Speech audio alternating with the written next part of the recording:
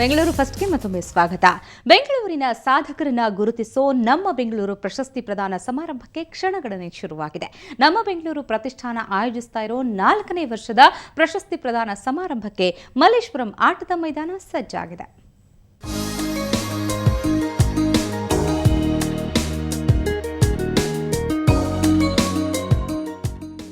ಬಹು ನಿರೀಕ್ಷಿತ ಪ್ರತಿಷ್ಠಿತ ನಮ್ಮ ಬೆಂಗಳೂರು ಪ್ರಶಸ್ತಿ ಪ್ರದಾನ ಸಮಾರಂಭ ಬಂದೇ ಬಿಟ್ಟು ಮಲ್ಲೇಶ್ವರಂ ಆಟದ ಮೈದಾನದಲ್ಲಿ ನಡೆಯೋ ವರ್ಣರಂಜಿತ ಸಮಾರಂಭಕ್ಕೆ ವೇದಿಕೆ ಸಜ್ಜಾಗಿದೆ.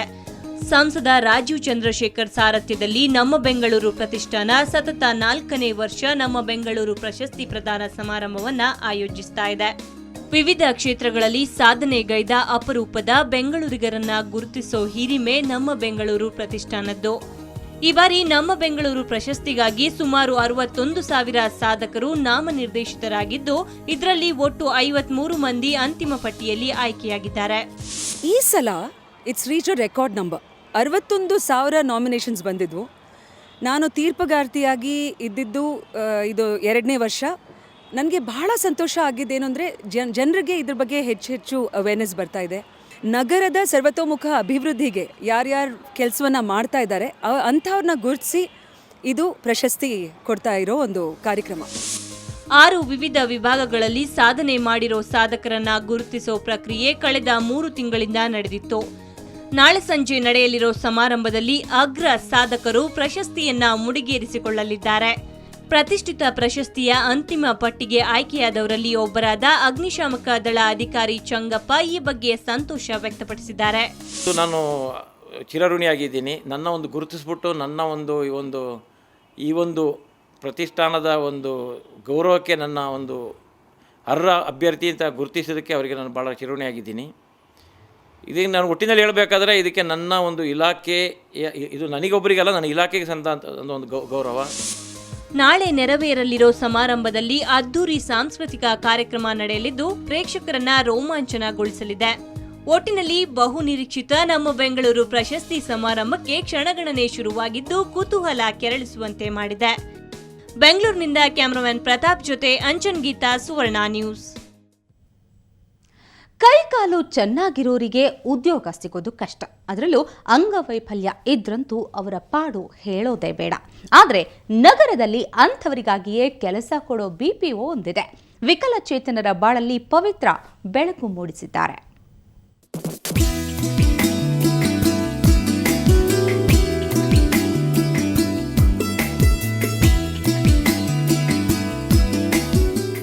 ಮಾತೆ ಬಾರದ ಮೂಕರು, ಕಿವುಡರು, 2 ಕಾಲಿಲ್ಲದವರು, ಒಂದೇ ಕೈಯುಳ್ಳವರು, ಆಫೀಸ್ ತುಂಬ ವಿಕಲಚೇತನರೇ.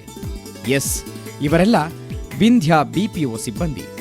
ಸ್ಪರ್ಧಾತ್ಮಕ ಜಗತ್ತು ಯಾರನ್ನ ದೂರವಿಡುತ್ತೋ ಅಂಥವರಿಗೆ ಈ ಕಂಪನಿಯಲ್ಲಿ ಮೊದಲ ಆದ್ಯತೆ. ಹೀಗೆ ವಿಕಲಚೇತನರ ಬಾಳಲ್ಲಿ ಬೆಳಕು ಮೂಡಿಸಿದವರು ಪವಿತ್ರ. 85% ದೈಹಿಕ ನ್ಯೂನತೆ ಉಳ್ಳವರನ್ನೇ ಉದ್ಯೋಗಿಗಳನ್ನಾಗಿ ನೇಮಿಸಿಕೊಂಡಿದ್ದಾರೆ. ಕಿವುಡರು, ಮೂಗರ ಜೊತೆ ಸಂಜ್ಞೆ ಭಾಷೆಗಳಲ್ಲಿಯೇ ಮೀಟಿಂಗ್ ಕೂಡ ಮಾಡ್ತಾರೆ. ನಮಗಿನ ಜಾಸ್ತಿ ಅಂಗವಿಕಲರಿಗೆ ನಾನು ಮಾಡಿ ತೋರಿಸ್ಬೇಕು, ನನಗೆ ಅವಕಾಶ ಸಿಕ್ಕಿದ್ದನ್ನು ದುರುಪಯೋಗ ಪಡಿಸ್ಕೋಬಾರ್ದು, ಇಲ್ಲಾಂದರೆ ಬಿಟ್ಬಿಡಬಾರ್ದು ಅನ್ನೋ ಒಂದು ಆಸೆ ಇದ್ದೇ ಇರುತ್ತೆ. ಕ್ವಾಲಿಟಿ ಕಾಂಪ್ರಮೈಸ್ ಇಲ್ಲ. ನಾನು ಕ್ವಾಲಿಟಿ ಕಾಂಪ್ರಮೈಸ್ ಆಗಿಬಿಟ್ರೆ ನಾನು ಎಂಪ್ಲಾಯ್ಮೆಂಟ್ ಕೊಡಬೇಕು ಅನ್ನೋ ಉದ್ದೇಶನೇ ಹಾಳಾಗ್ಬಿಡುತ್ತೆ. ನಾವು ಚಾರಿಟಿ ಮಾಡಬಾರ್ದು. ಇಲ್ಲಿ ದೈಹಿಕ ನ್ಯೂನತೆಗಳಿಂದಾಗಿ ಮೂಲೆ ಗುಂಪಾಗುತ್ತಿದ್ದವರಿಗೆ ಇಲ್ಲಿ ಉದ್ಯೋಗದ ಆಸರೆ ದೊರೆತಿದ್ದು ಗೌರವಯುತ ಬದುಕು ಸಾಗಿಸುವಂತಾಗಿದೆ. ನಾವು ಯಾರಿಗೇನು ಕಮ್ಮಿ ಇಲ್ಲ ಅನ್ನೋದನ್ನ ತೋರಿಸಲು ಅವಕಾಶ ಸಿಕ್ಕಿದೆ. ನನಗೆ 2 ವರ್ಷ ಇರಬೇಕಾದ್ರೆ ಪೋಲಿಯೋ ಅಟ್ಯಾಕ್ ಆಗಿದ್ದು. ಪೋಲಿಯೋ ಅಟ್ಯಾಕ್ ಆಗಿ ನಾನು 10th ಮುಗಿಸಿ ಕರೆಸ್ಪಾಂಡಿಂಗಲ್ಲಿ 2nd PU ಮುಗಿಸಿದೆ. ಆಮೇಲೆ ಬೇರೆ ಕಡೆ ಎಲ್ಲ ಜಾಬ್ಗೆ ಟ್ರೈ ಮಾಡಿದೆ, ಎಲ್ಲೂ ಸಿಗಲಿಲ್ಲ. ಆಮೇಲೆ ವಿಂಧ್ಯಾಗೆ ಬಂದೆ. ಫಸ್ಟ್ ಮೇಡಮ್ ನನಗೆ ಇಂಟರ್ವ್ಯೂ ಸೆಲೆಕ್ಟ್ ಮಾಡಿ ಕೆಲಸಕ್ಕೆ ತೊಗೊಂಡು. ಇದರಿಂದ ನನ್ನ ಜೀವನದಲ್ಲಿ ನಾನು ನನ್ನ ಕಾಲ ಮೇಲೆ ನಿಂತ್ಕೊಂಡು ಸಂಪಾದನೆ ಮಾಡಿ 4 ಜನ ಥರ ನಾವು ಇರ್ಬೋದು ಅನ್ನೋ ಬದಲಾವಣೆ ಆಯಿತು. ಕೆಲಸದ ಮೂಲಕ ತಮ್ಮ ನ್ಯೂನತೆ, ನೋವು, ದುಃಖಗಳನ್ನು ಮರೆಯಲು ಈ ಕಂಪನಿ ನೆರವಾಗಿದೆ. ವಿಕಲಚೇತನರ ನೆಮ್ಮದಿಯ ಬದುಕಿಗೆ ನೆರಳಾಗಿರುವ ಪವಿತ್ರರ ಪ್ರಯತ್ನಕ್ಕೆ ನಾವು ಹ್ಯಾಟ್ಸ್ ಆಫ್ ಹೇಳಲೇಬೇಕು. ರಜನಿ MG, ಸುವರ್ಣ ನ್ಯೂಸ್, ಬೆಂಗಳೂರು.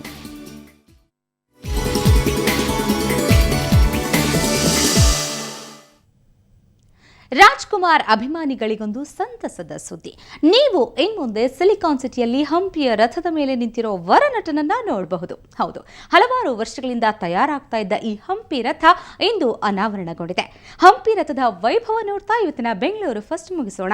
ನೇರ, ದಿಟ್ಟ, ನಿರಂತರ ಸುದ್ದಿಗಾಗಿ ನೋಡ್ತಾ ಇರಿ ಸುವರ್ಣ ನ್ಯೂಸ್. ನಾನಿರುವುದೇ ನಿಮಗಾಗಿ, ನಾನಿರುವುದೇ ನಿಮಗಾಗಿ, ನಾಡಿರುವುದು ನಮಗಾಗಿ. 12 ಅಡಿ ಎತ್ತರ, 10 ಅಡಿ ಅಗಲದ, 45 ಟನ್ ತೂಕದ ಕಲ್ಲಿನ ರಥ. ಈ ಹಂಪಿ ರಥದ ಮೇಲೆ 10 ಅಡಿ ಎತ್ತರದ, 1 ಟನ್ ತೂಕದ ಮಯೂರ ವರ್ಮ ವೇಷಧಾರಿಯಾದ ಡಾಕ್ಟರ್ ರಾಜ್ಕುಮಾರ್ ಕಂಚಿನ ಪ್ರತಿಮೆ. ಒಂದೇ ನಾಡಿನ ಮಕ್ಕಳು ನಾವು, ಸೋದರರಂತೆ ನಾವೆಲ್ಲ ನಿಮ್ಮೊಡನಿಂದು.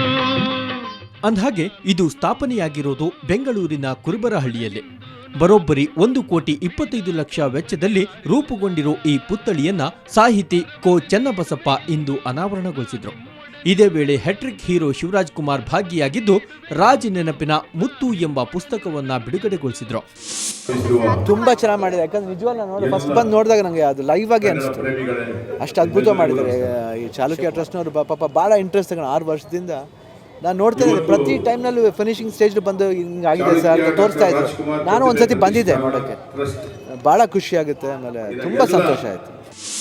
ಇನ್ನು ಸ್ಥಳೀಯ ಕಾರ್ಪೊರೇಟರ್ಗಳ ಯೋಜನೆಯಿಂದ ರೂಪುಗೊಂಡ ಹಂಪಿ ರಥ ಹಂಪಿಯ ಗತವೈಭವವನ್ನ ನೆನಪಿಸುವಂತಿತ್ತು.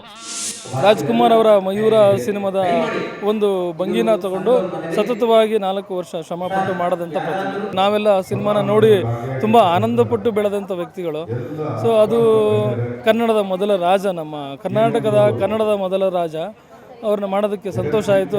ನಾವೆಲ್ಲ ಅವ್ರನ್ನ ನೋಡಿದ್ದು, ನೆನೆಸ್ಕೊಂಡಿದ್ದು, ಮತ್ತು ಮೊದಲ ರಾಜನ ಕಲ್ಪನೆ ಬಂದಿದ್ದು ರಾಜಣ್ಣ ಅವರಿಂದಾನೆ. ಒಟ್ನಲ್ಲಿ ಕಳೆದ 5 ವರ್ಷದ 6 ತಿಂಗಳಿನಿಂದ ತಯಾರಾದ ಪ್ರತಿಮೆ ಎಲ್ಲರ ಗಮನ ಸೆಳೆಯುತ್ತಿದೆ.